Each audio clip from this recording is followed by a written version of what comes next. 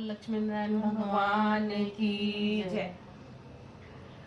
श्रीमन नारायण नारायण नारायण, श्रीमन नारायण नारायण नारायण, लक्ष्मी नारायण नारायण नारायण, श्रीमन नारायण नारायण नारायण, भजमन नारायण नारायण नारायण। बोल लक्ष्मी नारायण भगवान की जय। कार्तिक माह का दूसरा अध्याय। श्री कृष्ण भगवान बोले, हे प्रिय, जब गुणवती ने राक्षस द्वारा अपने पिता और पति का मरना सुना तो दुखित हुई और रुदन करने लगी। हे स्वामी, हे पिता, आप मुझे छोड़कर कहाँ चले गए? मैं आपके बिना क्या करूं? अब मेरे भोजन वस्त्र का प्रबंध कौन करेगा? अब मैं किसकी शरण लूं? मैं विधवा हो गई हूँ। विधाता का मेरे ऊपर कोप हुआ, मैं कैसे जीऊं?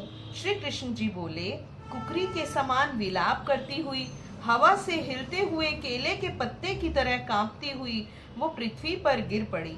थोड़ी देर में सावधान होने पर फिर विलाप करने लगी और शोक समुद्र में डूब गई। उस गुणवती ने घर की सब वस्तुएं बेचकर यथाविधि से अपने पति की पारलौकिक क्रिया की और उसी नगरी में विष्णु भगवान की भक्ति में तत्पर होकर इंद्रियों को वश में कर शांति से रहने लगी और मरण तक एकादशी और कार्तिक माह के व्रत आदि करती रही। हे प्रिय, ये दोनों व्रत मुझे अत्यंत प्यारे हैं। हे प्रिय, ये दोनों व्रत मुझे बहुत ही अच्छे लगते हैं, जिसके करने से भोग और मोक्ष की प्राप्ति होती है, पुत्र और संपत्ति मिलती है। कार्तिक की तुला राशि पर सूर्य निकलने पर महापापी जो भी प्रातःकाल स्नान करते हैं वे भी मुक्ति को प्राप्त होते हैं। जो मनुष्य स्नान, जागरण, दीपदान और तुलसी का पालन करते हैं वे विष्णु के रूप हैं। विष्णु भगवान के मंदिर में झाड़ना, सतिया काढ़ना और विष्णु की पूजा आदि का कार्य जो मनुष्य करते हैं वो जीवन मुक्त होते हैं। इस प्रकार वह गुणवती हर एक वर्ष कार्तिक व्रत और विष्णु भगवान का नित्य ही पूजन करती रही। एक समय वृद्धावस्था के कारण दुर्बल होने से, रोग और ज्वर से पीड़ित होने पर भी गंगा स्नान को गई। ज्यों ही पानी में उतरी, जाड़े के मारे कांपने लगी। उसी समय गुणवती ने आकाश से आता हुआ विमान देखा। शंख, चक्र, गदा, पद्म और आयुधों को लिए हुए विष्णु के रूप धारण करने वाले पार्षद गरुड़ की ध्वजा वाले अप्सराओं से युक्त ऐसे विमान में बिठाकर वैकुंठ को ले गए। प्रदीप्त अग्नि के समान कीर्ति वाली गुणवती विमान में बैठी हुई कार्तिक व्रत के प्रभाव से मेरे पास आ गई। जब ब्रह्मा आदि देवताओं की प्रार्थना से मैं पृथ्वी पर आया तब वे गण भी मेरे साथ आए।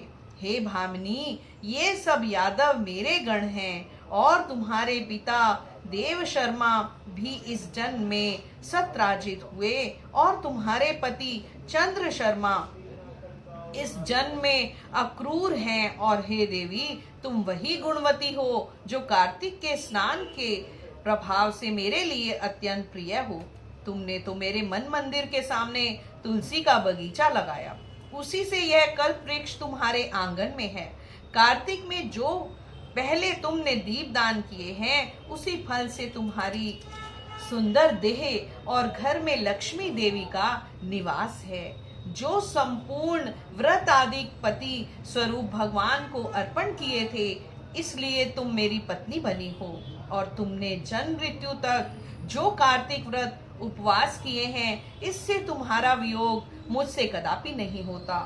इसी प्रकार कार्तिक में व्रत करने वाले तुम्हारे समान मेरे प्रिय होंगे। सूत जी बोले, सत्यभामा जी, तुमने अपने पूर्व जन्म का सब हाल अब जान लिया है। वह इस प्रकार जानकर बड़ी प्रसन्न हुई। बोलो विष्णु लक्ष्मी भगवान की जय। भजमन नारायण नारायण नारायण, श्रीमन लक्ष्मण नारायण नारायण नारायण, लक्ष्मी नारायण नारायण नारायण, श्रीमन नारायण नारायण नारायण, गजमन नारायण नारायण नारायण। बोल लक्ष्मी नारायण भगवान की जय, बोलो कार्तिक महात्म की जय, तुलसी मैया की जय।